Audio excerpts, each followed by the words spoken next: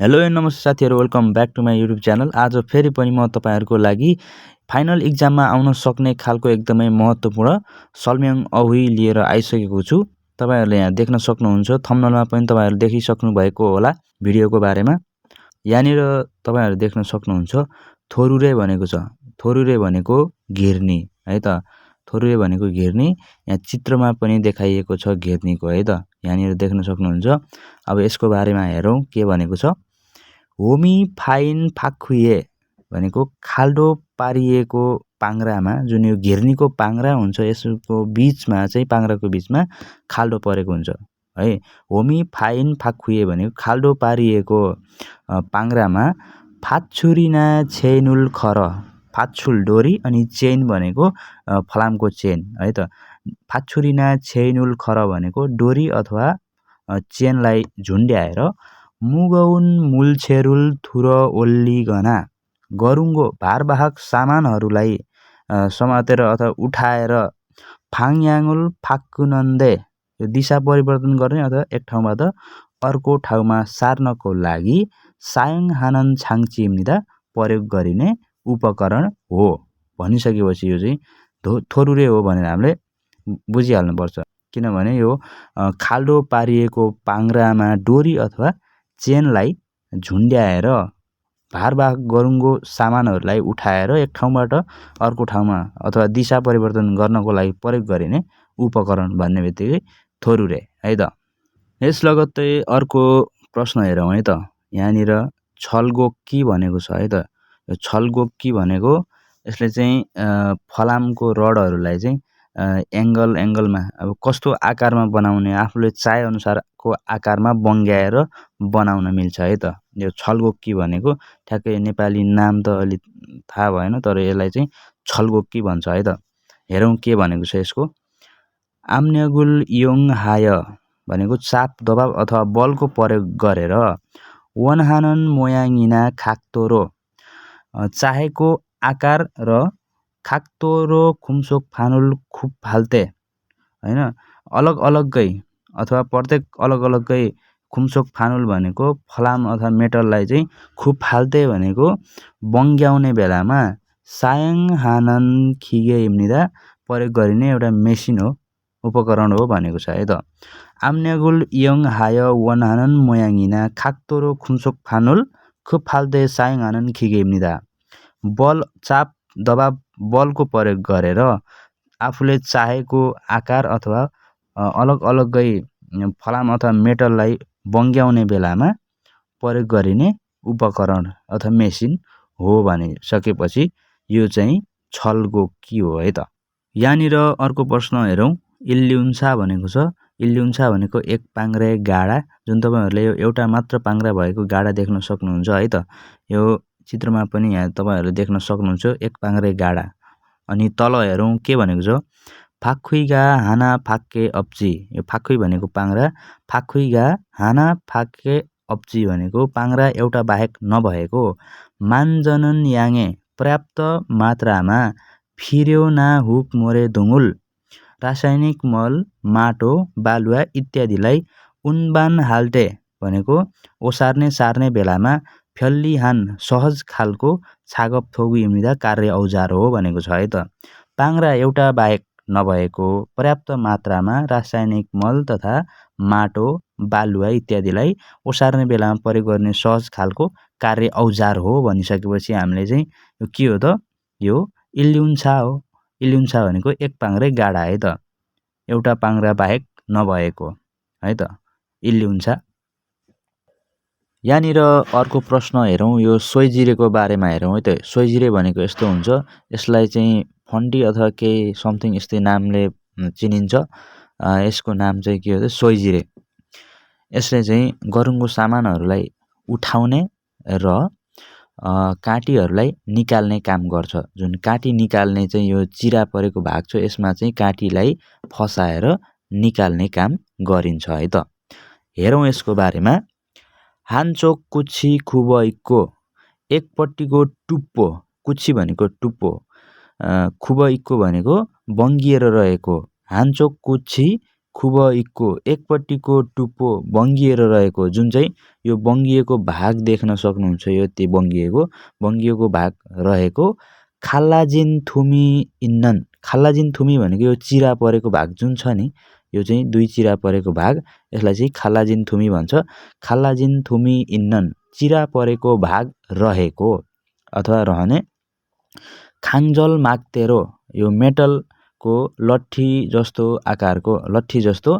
मुगौन मुल्छेरुल थुरो ओल्लिगना गरुङ्गो भारवाहक सामानलाई उठाउने अथवा मोसुल पोम्नन्दे सायङ हानन थोगु इम्निदा काटी निकाल्नको लागि प्रयोग गरिने औजार हो भनेको छ। जुन अघि मैले भने नि, यसले चाहिँ गरुङ्गो सामानहरूलाई उठाउने र काटीलाई निकाल्ने काम गर्छ। अनि यसको आकार चाहिँ कस्तो हुन्छ? एकपट्टिको भाग बङ्गिएको र 2 चिरा परेको भाग रहेको, जुन चाहिँ लट्ठी जस्तो आकारको हुन्छ। यो चाहिँ के हो त? सोइजिरे है त। यसरी हामीले बुझ्ने गरी आयो भने एन्सर पत्ता लगाउनको लागि कुनै पनि दुविधा हुँदैन है त। सहिलेसँग पत्ता लगाउन सकिन्छ। यो चाहिँ सोइजिरे। यहाँनिर अब अर्को प्रश्न हेरौँ। फेसु भनेको छ। फेसु भनेको ढल पानी, जुन चाहिँ हामीले घरायसी प्रयोगबाट, कारखाना, गाईगोठ इत्यादिबाट प्रयोग गरिसकेपछि फ्यालिने फोहोर पानीलाई ढल पानी भनिन्छ। यो ढल पानी जुन तपाईँहरूले यहाँ चित्रमा पनि देख्न सक्नुहुन्छ। अब लागौँ तल यसको बारेमा हेरौँ है त। खोङजाङिना नोङजाङ छुक्सा खाजुङ दुङेस सायङहान हुए फर्यजिनन थरौन मुरिम्निदा।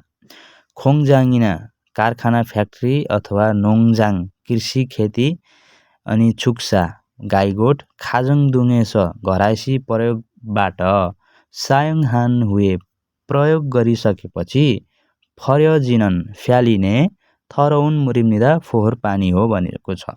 भनिसकेपछि यति मेन कुरा हामीले के बुझ्न पर्यो भन्दाखेरिमा गाईगोठ घरायसी प्रयोग अनि फ्याक्ट्रीबाट प्रयोग गरिसकेपछि फ्यालिने फोहोर पानी भनिसकेपछि हामीले यो फेसु हो, ढल पानी हो भनेर हामीले चिनिहाल्नुपर्छ है त।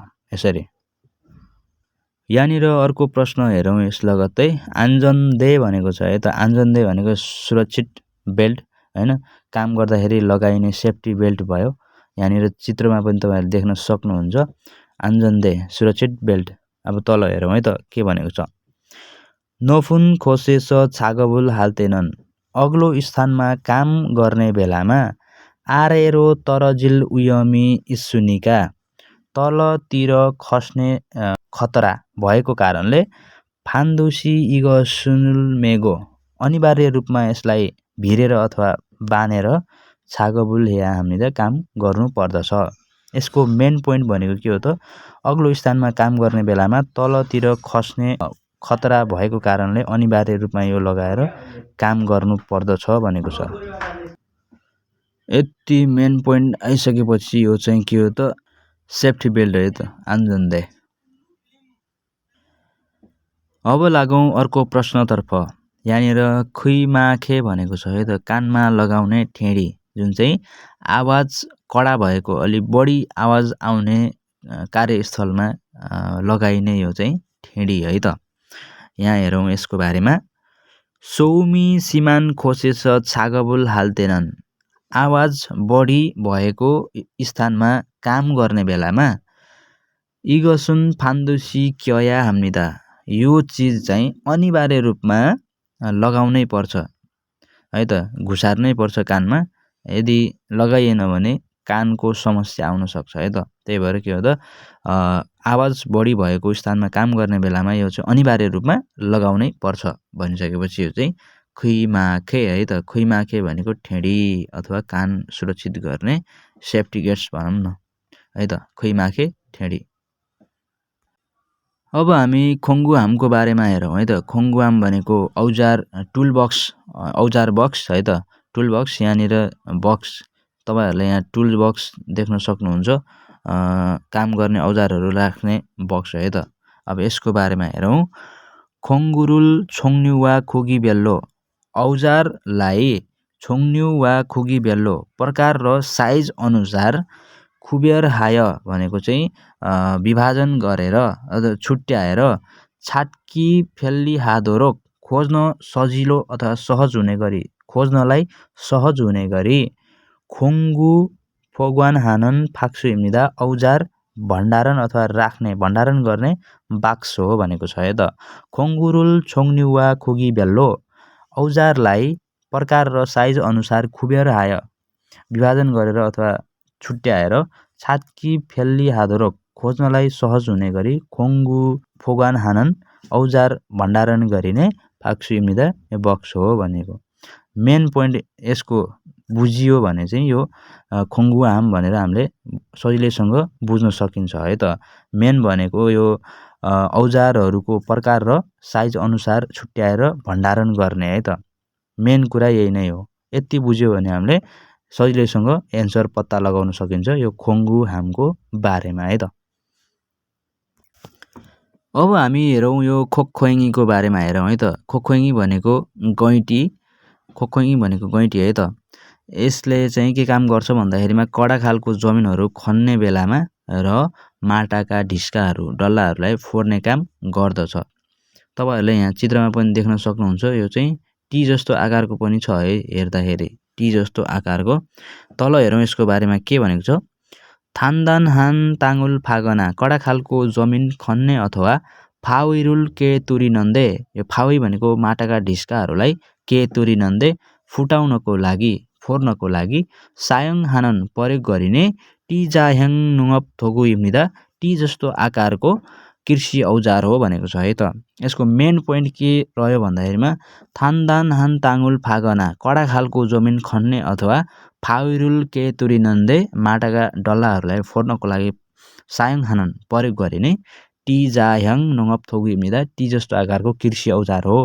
यति भन्ने बित्तिकै हामीले चिन्न सक्छौँ है त। सजिलैसँग चिन्न सक्छौँ हामीले यो खोक्खोइङी हो भनेर गैँटी हो भनेर हामीले सजिलैसँग पत्ता लगाउन सक्छौँ है त।